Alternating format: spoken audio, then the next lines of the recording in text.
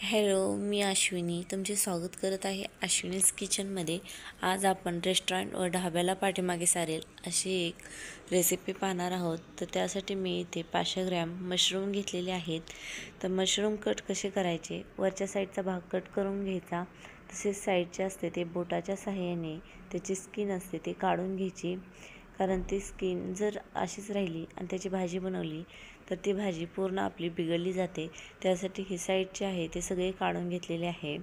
तसेच आता याला मी कट कसं करायचं ते सांगत आहे। जास्त मोठे असेल तर याचे 4 तुकडे करायचे आणि छोटे असेल तर असे 2 बनवून घ्यायचे। जेव्हा आपण ह्याला फ्राय करतो ते अपने आप छोटे होतात किंवा भाजीमध्ये छोटे होतात, जसे शिजले जाते तसे। आता आम्ही इथे सगळे मशरूम व्यवस्थित कट केलेले आहेत। तर जिथे मोठे आहेत तिथे मी 4 कट आणि जिथे छोटे आहेत तिथे मी 2 कट असे लावून घेतलेले आहेत। आता इथे आपले सगळे मशरूम व्यवस्थित कट करून झालेले आहेत। तर तुम्हाला मशरूमची भाजी खायला आवडते की नाही, आवडत असेल तर ते बनवणे अवघड जात असेल तर हा व्हिडिओ नक्की पहा।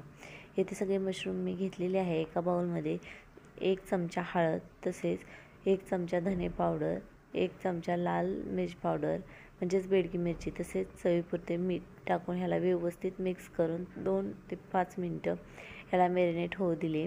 तसेच एक कढाई गरम केलेली आहे। इथं आपण मसाला तयार करणार आहोत। तर त्यासाठी मी येथे जिरे, दालचिनी, लवंग असे सगळे खडे मसाले टाकून घेतलेले आहेत।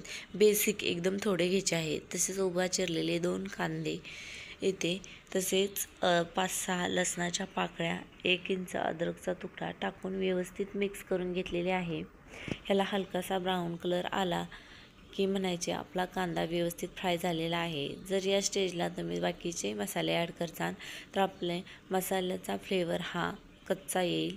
आता या स्टेजला मसाला व्यवस्थित कांदा शिजलेला आहे तेव्हा मी याच्यामध्ये 1 टोमॅटो ॲड केलेले आहे।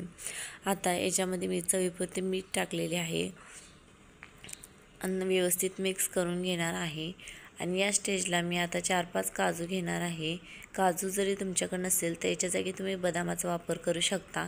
जर बदाम हे नसतील तर तुम्हाला मी लास्टला सांगते की कशाचा वापर करायचा। थोडे पाणी टाकून याला मी 5 ते 10 मिनिटं शिजू देणार आहे। 5-10 मिनिटांनंतर हे व्यवस्थित शिजलेले आहे। तर आता तुम्ही पाहू शकता पूर्ण मसाला व्यवस्थित झालेला आहे। याला थंड होण्यासाठी मी साईडला ठेवणार आहे। तोपर्यंत मॅरिनेट झालेले मशरूम आपण फ्राय करून घेणार आहोत। त्यासाठी एका पॅनमध्ये मी तेल गरम करून घेतलेले आहे आणि हा मसाला लावलेले मशरूम टाकून 2 ते 3 मिनिटं फ्राय करणार आहोत। तर असे करताना याला 2 मिनिटं आपण झाकण ठेवून शिजू देणार आहे। मशरूममध्ये ऑलरेडी पाणी असते त्याच्यामुळे ते पाणी सोडायला सुरू करते। अशा प्रकारे पाणी सोडले की आपण गॅस बंद करायचा, ह्याला साईडला ठेवायचे।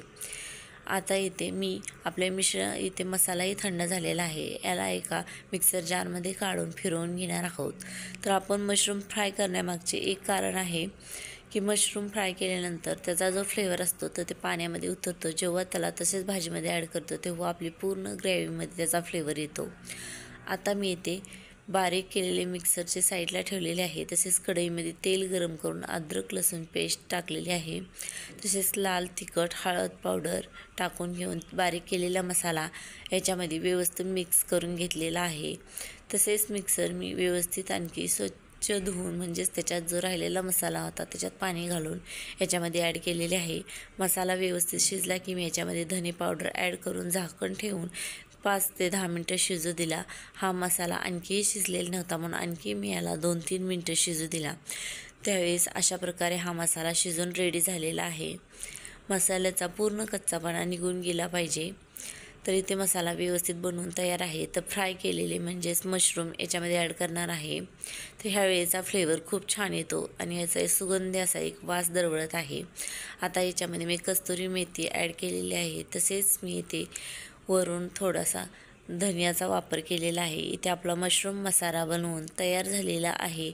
तर मी तुम्हाला शेवटी सांगते म्हणले होते की काजू आणि बदामच्या जागेला तुम्ही दुधावरची साईही याच्यामध्ये वापरू शकता, यानेही टेस्ट एकदम चांगली येते। इथे मी सजावटीसाठी थोडीशी साईचा यूज केलेला आहे।